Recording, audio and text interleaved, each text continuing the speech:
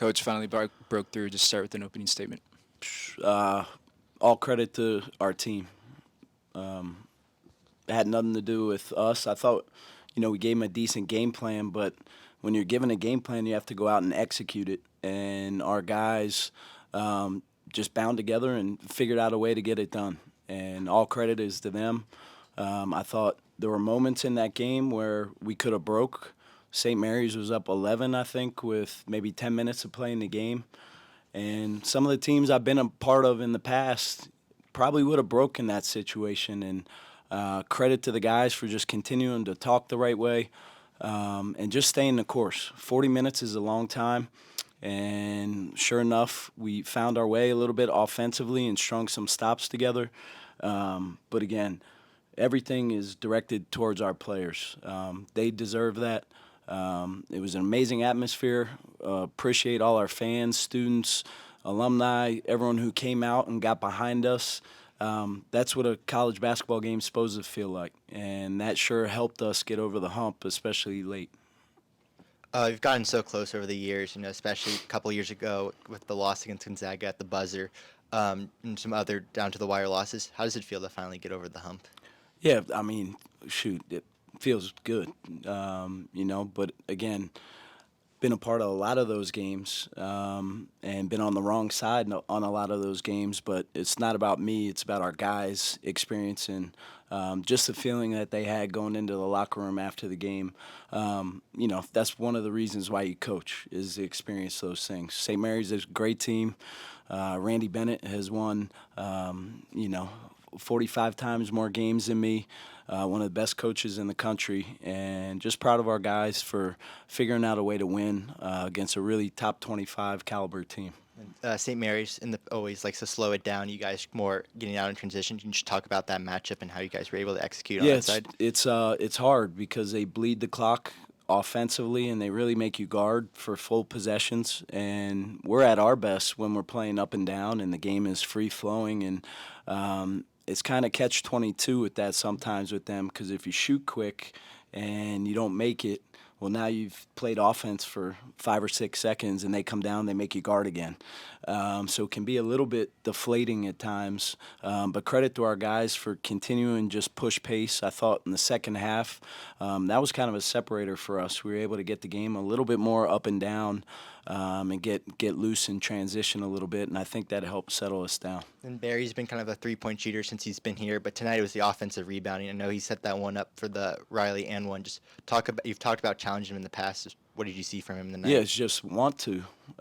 There's no secret recipe to be an offensive rebounder.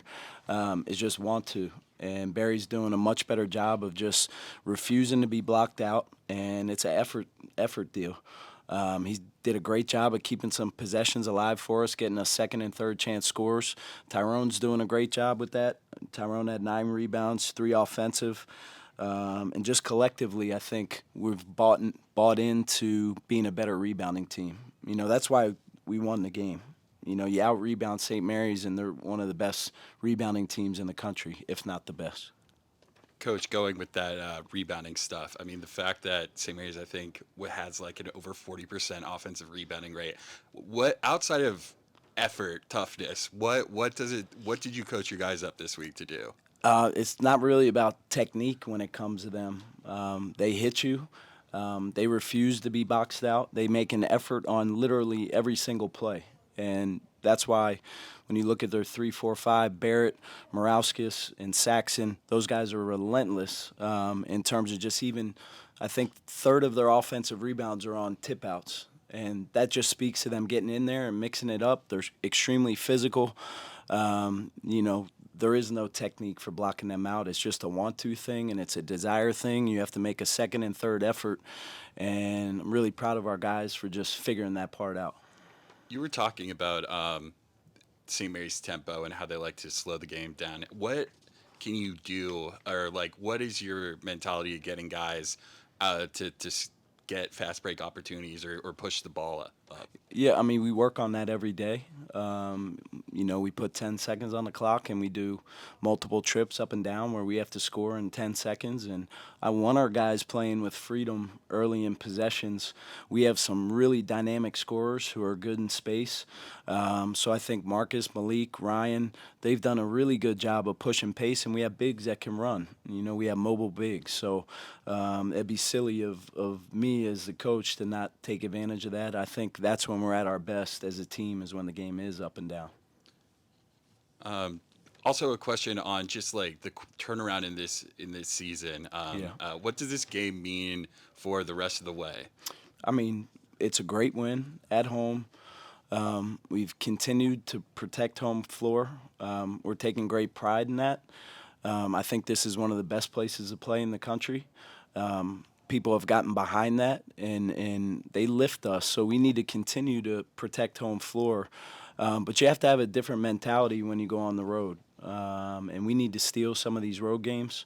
Have a really, really quality opponent that's been playing really well. LMU, Coach Johnson's done a great job of kind of steering the ship. And I think they've won 5 in a row prior to tonight's game at Gonzaga. So we're going to have our hands full on Saturday. Our guys need to enjoy it for about 2 or 3 hours tonight, and then we need to get on to the next thing. Don't mean to look too forward into the season, but kind of touching on what you just said, could you maybe paint a picture and describe the type of energy and level of preparation that goes into playing in a tough and rowdy environment such as the Kennel, but then also in LA on Thursday with the quick turnaround? And how do you prepare to stay for the team to stay locked in for 40 minutes straight in these big game situations? Yeah, I mean, every game is equally important. As the opportunities start shrinking as you come down the home stretch, each game carries equal weight. Regardless of whether it's a quad 1, 2, 3, or 4 game, you have to approach each game the same, and it can affect the standings. Obviously, everyone's trying to position and finish as high as they can, but this is also the best time of the year.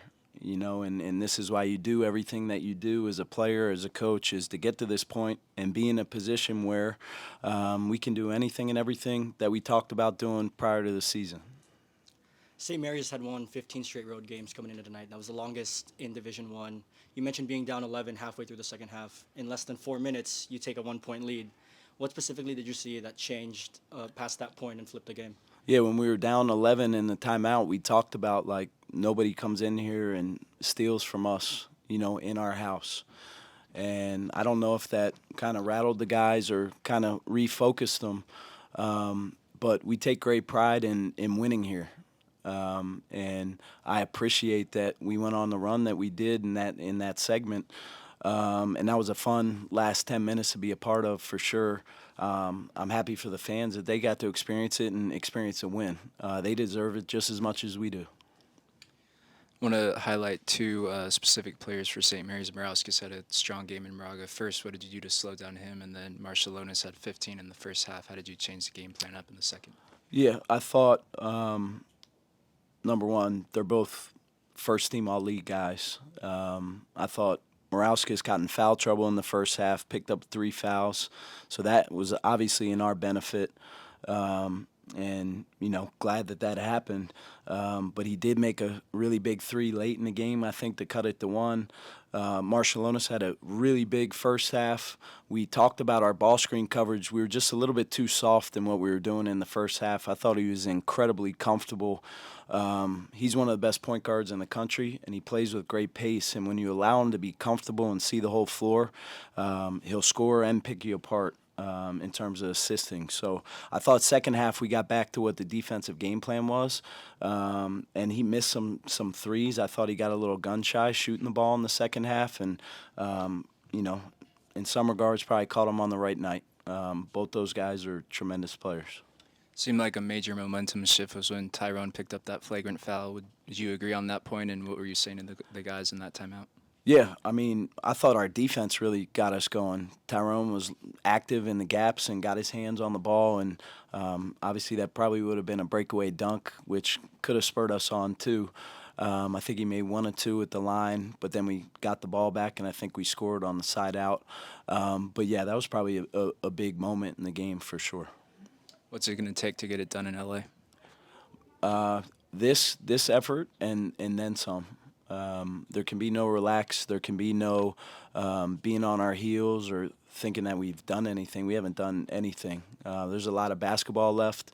I know our team. I know our locker room. I know our players are going to be dialed in and ready to attack another game plan tomorrow as we get ready for our game on Saturday against a really, really well-coached and talented LMU team.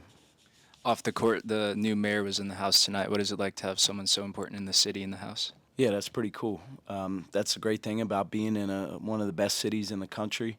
We strive and we have the ambition and the passion to make USF San Francisco's team. There's no other college team in the city, Division I. And so to just feel the momentum and the atmosphere kind of changing as a year goes on, that's pretty special to be a part of. Appreciate the mayor coming out. Hopefully he'll come to another game.